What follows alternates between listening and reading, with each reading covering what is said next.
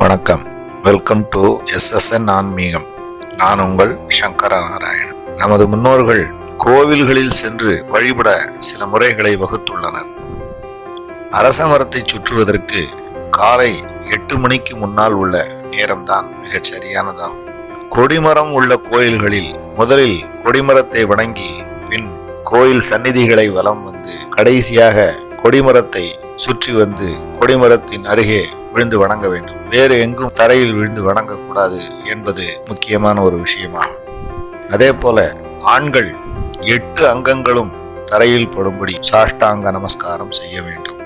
பெண்கள் பஞ்சாங்க நமஸ்காரம் தான் செய்ய வேண்டும். பெண்கள் சாஷ்டாங்க நமஸ்காரம் செய்யக்கூடாது. பெண்களின் மார்பு தரையில் பட்டால் அந்த குடும்பத்துக்கே ஆகாது, அந்த ஊருக்கே ஆகாது என்று சாஸ்திரங்கள் கூறுகின்றன. சூர்பனகை தரையில் விழுந்து அவ்வாறு அழுததால் தான் இலங்கையே அழிவுக்கு போயிற்று என்று புராணங்கள் கூறுகின்றன. அதுபோல் பிள்ளையார் சந்நிதியை ஒரு முறை வலம் வர வேண்டும்.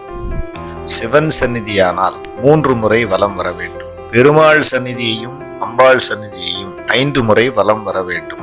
நவகிரக சந்நிதியை 9 முறை வலம் வர வேண்டும். அதுபோல் பெருமாள் கோயிலில் கையை மேலே தூக்கி பெருமாளை வணங்கக்கூடாது. கோயிலுக்குள் நுழைவதற்கு முன் கோபுரத்தை பார்த்து கைகளை உயர தூக்கி நமஸ்காரம் செய்து பின் பெருமாளை தரிசிக்கும் போது கைகளை அடக்கமாகத்தான் முகத்துக்கு நேரே கைகளை வைத்துத்தான் சுவாமியை கும்பிட வேண்டும் என்று சொல்வார்கள். அதுபோல எவ்வளவு பெரியவர்களானாலும் கோயிலுக்குள் உள்ளே வைத்து நமஸ்காரம் செய்து வணங்கக்கூடாது. கைகூப்பி வணங்குதல் தான் சரியான முறையாகும். சர்வே ஜனாஹ சுகினோ பவந்து.